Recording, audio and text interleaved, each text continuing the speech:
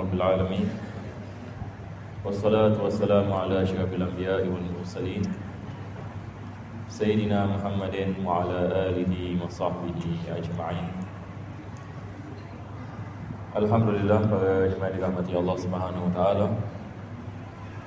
InsyaAllah kita di Masjid Khalid pada setiap hari Jumaat dan hari Sabtu kita akan mengadakan ceramah bersangkut paut dengan bulan Ramadan.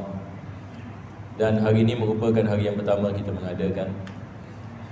Dan tajuk ini bagi ceramah ini pada hari ini adalah berkenaan dengan maksud daripada ibadat puasa.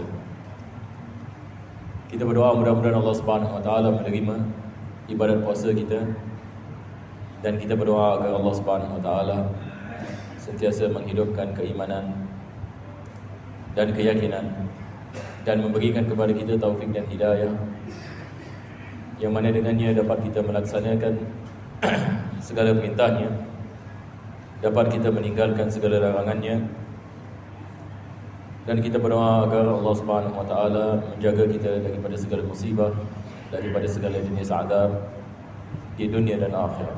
Amin ya rabbal alamin. Maka kalau kita lihat kepada ayat dalam Al-Quran Karim, ayat berkenaan dengan puasa ini, ayat yang biasa kita dengar, firman ya Allah Subhanahu wa taala, fa'udzu billahi minasyaitonir rajim, ya ayyuhalladzina amanu kutiba alaikumus shiyam kama kutiba alal ladzina min qablikum la'allakum tattaqun. Di dalam ayat ini Allah menerangkan kepada kita maksud daripada ibadat puasa. Setelah Allah mengatakan, wahai mereka yang beriman, telah diwajibkan ke atas kamu berpuasa seperti mana telah diwajibkan ke atas umat-umat sebelum kamu. Mudah-mudahan kamu bertakwa kepada Allah Subhanahu wa taala. Maka maksud daripada ibadat puasa daripada ayat ini yang kita fahami, ia adalah bagaimana kita dapat menghidupkan ketakwaan kepada Allah Subhanahu wa taala. Jadi apabila kita menjalankan ibadat puasa kita menahan diri daripada makanan dan minuman, dan menahan diri daripada perkara-perkara yang membatalkan puasa kerana Allah Subhanahu wa taala, dan kita menjalankan ibadah-ibadah yang lain, maka ini semua adalah proses yang mana dengannya Allah Subhanahu wa taala menghidupkan ketakwaan dalam jiwa seorang mukmin. Apabila kita menjalankan ibadat puasa ini dengan baik, dengan kita mengikuti sunnah-sunnahnya, maka kita akan meraih ketakwaan daripada Allah Subhanahu wa taala. Jadi perlu juga kita faham apakah yang dimaksudkan dengan ketakwaan. Allah Subhanahu wa taala mengatakan maksud daripada ibadat puasa adalah agar kita mendapatkan ketakwaan. Apakah yang dimaksudkan dengan ketakwaan? Itu soalan. Asal perkataan takwa ini dia daripada perkataan wiqayah. Dalam bahasa Arab ini, perkataan takwa maksudnya menjaga. Maksudnya adalah penjagaan. Dia asal daripada perkataan wiqayah. Wiqayah ini dalam bahasa Arab ini maksudnya menjaga diri daripada sesuatu. Jadi mungkin saya memberikan misal. Misalan kalau kita lihat orang yang pergi peperangan. Kalau zaman dahulu mereka biasa pakai perisai, maka perisai ini dia adalah wiqayah. Wiqayah maksudnya dia adalah sesuatu yang mana dengannya dia menjaga dirinya daripada terkena benda yang memudaratkan. Begitu juga zaman sekarang kita ada bulletproof vest. Ini adalah daripada cara untuk menjaga diri. Maka dia adalah wiqayah. Begitu juga pada zaman Covid orang membicarakan tentang vaksin. sebagai wiqayah, untuk menjaga orang daripada virus. Begitu juga kalau kita hujan, kita pakai payung supaya jaga diri kita daripada basahan. Begitu juga kita meletak kunci pada rumah dan pada kenderaan untuk menjaga daripada pencurian. Jadi ini adalah misal wiqayah, yakni penjagaan. Maka Allah Subhanahu wa taala mengatakan la'allakum tattaqun. Telah diwajibkan puasa ke atas kamu supaya kamu mendapatkan ketakwaan. Jadi apakah persamaan di antara ketakwaan dan wiqayah? Ini adalah soalan. Bila kita mengatakan perkataan takwa dengan wiqayah, maksudnya dia adalah daya dalam diri seorang mukmin yang mana dia menjadikan solatnya sebagai wiqayah, puasanya sebagai wiqayah, ibadatnya sebagai wiqayah. Wiqayah daripada apa? Penjagaan daripada api neraka Jahannam, penjagaan daripada azab Allah Subhanahu wa taala. yakni kita menjadikan solat kita dan zikir kita dan bacaan Al-Quran sebagai wiqayah. Seperti mana dalam peperangan kita memakai perisai, maka Islam juga mengajarkan kepada kita agar kita menjaga diri kita daripada azab Allah Subhanahu wa taala. Bagaimana kita nak menjaga diri kita daripada azab? Maka dengan kita melaksanakan perintah Allah dan kita meninggalkan larangannya. Maka usaha dalam melaksanakan perintah Allah dan meninggalkan larangan Allah, ini yang dimaksudkan dengan ketakwaan. Yang dimaksudkan dengan ketakwaan di sini, dia adalah usaha untuk kita menjauhkan diri kita daripada azab Allah Subhanahu wa taala dengan kita melaksanakan ketaatan kepada Allah dan kita meninggalkan larangan Allah Subhanahu wa taala. Jadi kembali kepada maksud ibadat puasa, bagaimana kita nak menghidupkan sifat ini. Bagaimana kita nak menghidupkan sifat ketakwaan kepada Allah, yang mana dengan sifat ini kita menjaga diri kita daripada azab Allah dengan kita melaksanakan perintahnya dan meninggalkan larangannya. Bagaimana kita nak menghidupkan? Maka dia bersangkut paut dengan pertama sekali keimanan. Keimanan kita harus diusahakan supaya keimanan kita adalah keimanan yang kuat. Sebab segala amalan berdasarkan kepada iman, dan amalan tidak akan diterima oleh Allah melainkan ia berdasarkan dengan keimanan. Dan keimanan itu, kalau keimanan ini yang kuat, dia akan mendorong seseorang itu untuk terus beramal. Maka manusia yang ada iman yang kuat, dia tidak merasa susah untuk melakukan solat. Dia tidak merasa susah untuk melakukan puasa. Dia tidak merasa susah untuk pergi ke masjid dan sebagainya. Disebabkan dia mempunyai iman yang kuat. Maka iman yang kuat ini mendorong seseorang melaksanakan ketaatan dan meninggalkan maksiat. Maka ini yang dimaksudkan dengan ketakwaan kepada Allah Subhanahu wa taala. Apabila diri dalam seseorang itu beriman kepada Allah dan dia melaksanakan ketaatan dan meninggalkan maksiat dengan berterusan, maka di sini kita mengatakan dia mempunyai ketakwaan kepada Allah Subhanahu wa taala. Dan ini yang kita harapkan dalam bulan puasa. Kita berdoa agar Allah Subhanahu wa taala menghidupkan dalam diri kita sifat takwa. Dan sifat takwa ini adalah sifat yang sangat penting sekali pada tiap-tiap masa dan keadaan. Kita kalau buka Al-Quranul Karim sebagai misal, kita mendapati ayat yang pertama sekali membicarakan tentang ketakwaan daripada surah Al-Baqarah,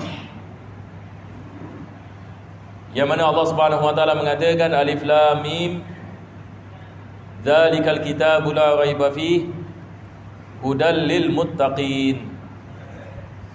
Yani Allah mengatakan itulah adalah Al-Kitab yang tidak ada keraguan di dalamnya,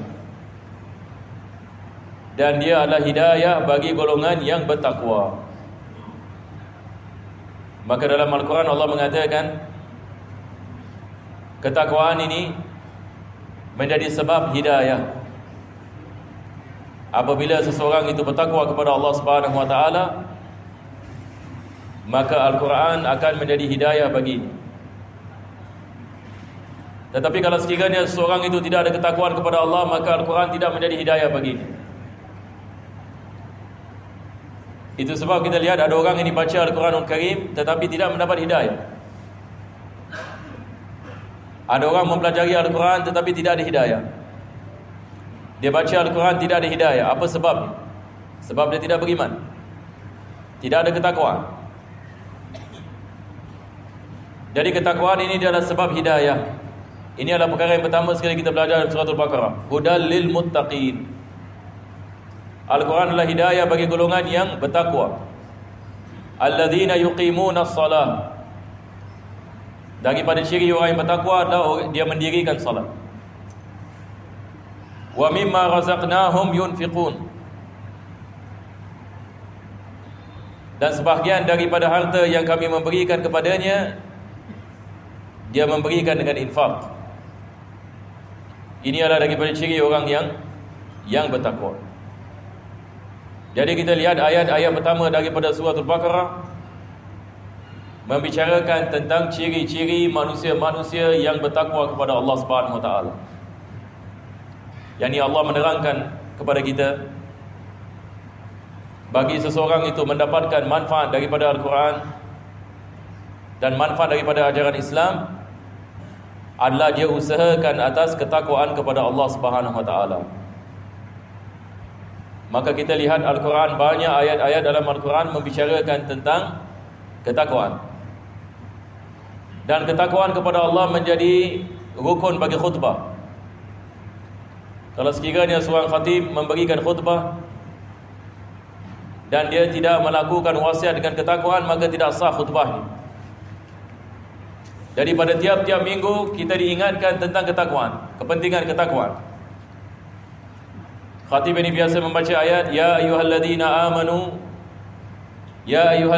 amanu taqullaha haqqa tuqatih wa la tamutunna illa wa antum muslimun. Wahai mereka yang beriman, bertakwalah kamu kepada Allah sebenar-benar takwa, dan janganlah kamu mati melainkan kamu mati dalam keadaan Islam. Kita juga biasa dengar ayat, wa may yattaqillaha yaj'al lahu makhraja wa yarzuqhu min haitsu la yahtasib. Barang siapa yang bertakwa kepada Allah, maka Allah akan berikan jalan keluar daripada segala masalahnya, dan Allah akan memberikan kepadanya rezeki daripada sumber dia tidak menyangkai. Dalam ayat yang lain Allah mengatakan, wattaqullaha wa yu'allimukumullah in tattaqullaha yaj'al lakum furqana. Jadi bertakwalah kamu kepada Allah, nescaya Allah akan mengajari kamu. Dan kalau kamu bertakwa kepada Allah, maka Allah akan berikan kepada kamu furqan, yang mana dengannya kamu dapat membezakan di antara hak dengan batil. Jadi kita lihat Al-Quran daripada awal sampai akhir membicarakan tentang ketakwaan. Ini adalah misi kita. Bagaimana kita nak menghidupkan ketakwaan dalam hati. Bagaimana kita nak usahakan atas iman. Bagaimana kita nak usahakan atas salat. Bagaimana kita nak usahakan atas perintah-perintah Allah Subhanahu wa taala. Bagaimana kita nak usahakan untuk kita meninggalkan maksiat. Jadi bulan Ramadan adalah peluang yang Allah Subhanahu wa taala memudahkan kita untuk melaksanakan ketaatan. Kalau hari biasa kita tidak lihat orang begini ramai datang ke masjid, tapi hari ini alhamdulillah berkat bulan Ramadan mudah kita datang masjid. Kalau hari biasa kita nak melakukan 20 rakaat selepas solat Isyak, susah. Tetapi bulan Ramadan masya-Allah dimudahkan oleh Allah. Kita datang ini ke masjid, kita lihat ramai orang di masjid, kita pun semangat untuk melakukan solat. Jadi apa yang kita lihat dalam bulan Ramadan, biasanya pada bulan Ramadan kita tidak melihatnya. Ini adalah barakah. Allah memberikan keberkatan pada bulan Ramadan. Allah membukakan pintu hidayah, memberikan taufik. Seperti mana Nabi SAW dalam hadis kita baca dalam Yahya, apabila datang ke bulan Ramadan, futihat abwabul jinan. Apabila datangnya bulan Ramadan, maka pintu-pintu syurga dibuka. Wa ghulliqat abwabun niran, dan pintu-pintu neraka ditutup. Wa suffidatis syayatin, dan syaitan diikat. Sebagian dari ulama mengatakan syaitan diikat secara haqiqah, yang ini betul-betul ini diikat. Sebahagian dari ulama mengatakan hanya yang besar, syaitan yang besar diikat, yang kecil tidak diikat. Ada sedikit khilaf berkenaan dengan apa yang dimaksudkan dengan wasuffidatis syayatin. Adakah ini betul-betul yang diikat ataupun ni makna maknawi, yang ini disebabkan kita berpuasa, dia tidak ada kuasa ke atas kita. Tetapi ala kulli hal, apa yang dimaksudkan di sini adalah dalam bulan puasa kita lawan syaitan dan kita melawan nafsu. Syaitan ini diikat dan was-wasnya tidak terkena seperti hari-hari yang biasa. Dan nafsu kita juga kita melawannya dengan kita melakukan ibadat puasa. Maka ini membukakan pintu taufik. Sebab ini dua jenis musuh kita yang sentiasa menyusahkan kita untuk kita melakukan ibadah. Pertama sekali kita ada was-was daripada syaitan. Yang kedua kita ada daripada hawa nafsu. Maka ibadat puasa ini memudahkan kita, sebab kita dijaga daripada was-was syaitan, dan juga kita melawan hawa nafsu kita. Maka dengan itu kita diberikan keimanan dan kita diberikan ketakwaan oleh Allah Subhanahu wa taala. Maka ini adalah peluang yang sangat besar, yang mana ia hanya berlaku setahun sekali. Kita lihat masa berjalan dengan cepat sekali. Hari ini dah masuk hari kedua. Kita akan lihat ini betapa cepat masa ini akan berlalu. Jadi bagi tiap-tiap masa yang berlalu peluang dengannya. Apa yang kita memperoleh semalam tidak akan dapat kembali. Dan hari ini adalah masanya, dan besok juga kita diberikan masanya untuk kita memikirkan bagaimana kita nak meraih ini peluang demi peluang, supaya insya-Allah taala kita sentiasa mendapatkan rahmat yang besar daripada Allah Subhanahu wa taala. Dan bulan puasa seperti mana kita maklum, Allah Subhanahu wa taala menggandakan pahala. Tiap-tiap amalan yang kita mengamalkannya digandakan pahala. Sekurang-kurangnya 70 kali ganda. Dan Nabi SAW menukilkan hadis qudsi yang mana Allah Subhanahu wa taala mengatakan semua amalan ada pahala baginya melainkan puasa. Yang semua amalan ada pahala yang ditentukan melainkan ibadat puasa. Apa sebabnya? Sebab Allah mengatakan illa saum fa innahu li wa ana ajzi bih. Sebab puasa ini dia adalah ibadah yang khusus hanya bagiku, dan aku yang akan memberikan pahala yang setimpalnya. Jadi tidak ada manusia mengetahui berapa banyak pahala dia memperolehi daripada ibadat puasa. Maka ini menunjukkan besarnya anugerah Allah Subhanahu wa taala atas umat Nabi sallallahu alaihi wasallam. Jadi apabila kita melakukan ibadat puasa, maka tiap-tiap detik kita diberikan pahala ganjaran daripada Allah Subhanahu wa taala. Kita puasa daripada fajar ini sampai maghrib. Pada tiap-tiap saat, pada tiap-tiap detik kita mendapatkan pahala daripada Allah. Apalagi kalau kita menghidupkan dengan ibadah, maka ia akan digandakan oleh Allah Subhanahu wa taala.